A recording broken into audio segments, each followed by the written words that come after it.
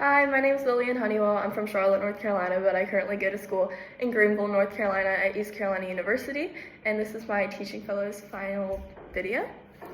3 essential qualities in a good leader and how they fit me. I think having an open mind is probably one of the most important things you have, especially going into a field like teaching, because you're going to interact and meet so many different people from so many different backgrounds and cultures and everything, and it's so important that you open yourself up to them and learn about them and how you can best help them if they have struggles and stuff like that. I think is very important.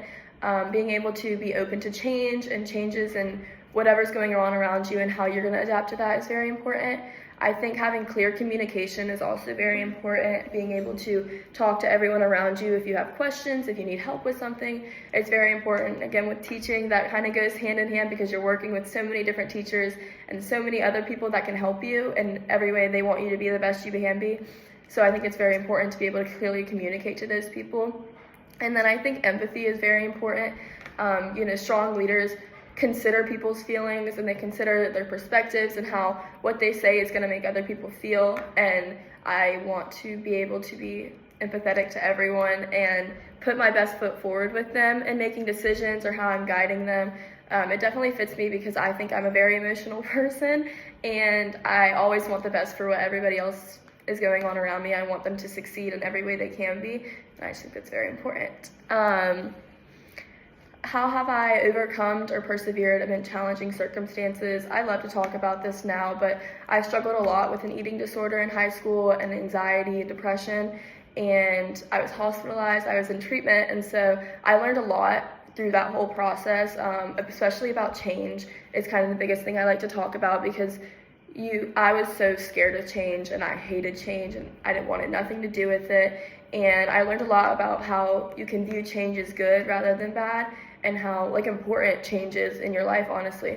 And I think it's so important that a lot of people are scared of change and don't understand how good it really can be and how you just have to accept it and love it and you're gonna do so much better. I also learned a lot about perfectionism, and not everything's gonna be perfect. You're not always gonna have complete control over everything, and that is, again, perfectly fine. It's whatever happens gonna happen. You can't control what goes on around you. You can only control how you act after it, what you do after that. And so I think that's also a super important thing that I learned that I really try to implement in my life. What can and should a teacher do to foster understanding of people who are from different backgrounds and mindsets? I love this question as well. I think cultures are so interesting. I love talking to people about different, their cultures versus mine, seeing their cultural norms versus mine, how me looking someone in the eyes can be respectful for me, but if I look someone else in the eyes, that could be disrespectful for them. I learned about that the other day and thought it was the coolest, coolest thing ever that you really don't understand. So adapting to them and adapting to their norms and what they view as normal, I think is very important. How can I change what I'm doing to help you and let you be the best that you can be, I think is great, because not everybody is the same. Not everyone grew up the same or does the same things at home or in the classroom. So it's really important that you just have an open mind with that and just be accepting of it and honestly embrace it. See what you can do to make them feel great about their culture and make them feel invited to tell you about it and understand it and learn about it. Sit down with them and talk to them and learn about it. I think it's just such a cool thing that we live in such a melting pot of the United States. There's so many different cultures you can learn about, so many different people you get to interact with, and it's so nice if you just embrace it and understand it and make the best of everything. Tell us about a time where you experienced conflict with an authority figure. How did you resolve the conflict? I dealt with a lot of conflict with my high school lacrosse coach. It was my senior year, his first year coaching at our school, so it was all kind of brand new, and I was so excited my last year playing, senior year, and we just kind of butted heads a lot. I didn't like how he was treating myself and some of my friends. It was his first time and he had his favorites and all that, and I didn't like how that was being shown to the team. It was very obvious and made a lot of girls feel bad about themselves and how they played and they didn't want to come back, and so I took the liberty I was so kind of fed up with it that I went and I sat down and had a meeting with him, and I was just like, hey, this is how you're making people feel.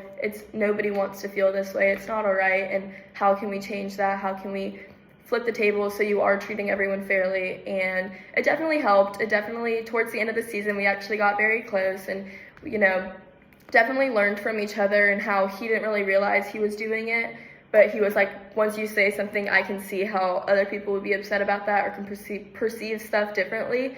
And so that definitely was helpful, and I'm hoping like a lot of the girls, he's still coaching now, and I have a lot of friends that still play for the team, and so hopefully that'll kind of go better this year compared to last year. But I think it's great to just tell people stuff like that, and you have to kind of just do it and just say it and not be scared of what's going to happen or stuff like that, because honestly, if I hadn't said anything, it wouldn't have changed, and girls probably would have quit or would have just been upset and miserable the whole time. So I feel like it's very important that you kind of stick up for yourself. Think of your favorite teacher you have had during your time as a student. What characteristics did they display that made them your favorite, and how will you try to emulate that in the classroom? My favorite teacher ever was my 5th grade teacher, Miss Morgan, and she truly was just the most inviting person ever. Her room was like home. She was so outgoing, and she just wanted pulling everyone in, wanted everyone in her class to come hang out with her and come talk to her. At recess, everybody would like swarm her just to talk to her, because she was just such a nice and inviting person that you just wanted to be around and you just enjoyed being around. And she made the classroom just a very nurturing environment, and really just, I don't know, she was just great. She was very interactive and positive too, which I think definitely helped. She again just loved to talk to the kids about their sports games or their families, what they were doing that weekend, and I thought that was so important and just so nice, because it really got her so close with all of her students. And lastly, what excites you the most about becoming a teacher, and what makes you a fantastic candidate for the program? I truly have always wanted to be a teacher. It's been something I've talked about since I was little. I loved playing school with my friends. I loved with my sisters. I love to help them with their homework and just kind of work with them in that. And I took a class in high school called Teaching as a Professions, and where we actually got to go into the classroom and shadow teachers and work with them. And it was honestly just the most inviting and rewarding thing I've ever done. I thought it was so fun, and all the teachers, they just love to have us around and be working with us. And I'm so excited. I'm so excited to make a classroom where kids feel safe and at home, and they want to come to school every day and they want to learn. I can't wait to let my creativity flow, for sure. I think I'm a very creative person, and I love to find ways to bring that into school and into learning, whether that's drawing or however I'm teaching something. I want there to be a creative aspect to it. And yeah, thank you.